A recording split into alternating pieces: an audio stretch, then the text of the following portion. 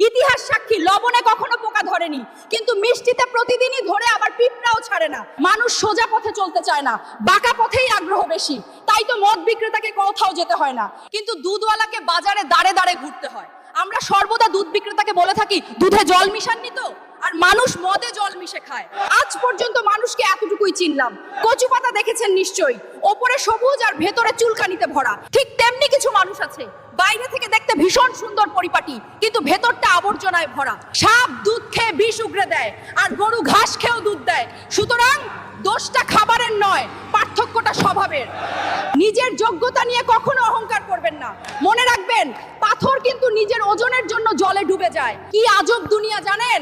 যার চোখে ঘুম আসে তার কাছে ভালো বিছানা নেই, আর যার কাছে ভালো বিছানা আছে তার চোখে ঘুম নেই। যার মনে দয়া আছে তার কাছে দেওয়ার মতো কিচ্ছু নেই, আর যার কাছে দেওয়ার অনেক কিছু আছে তার দেওয়ার মতো মনটাই নেই।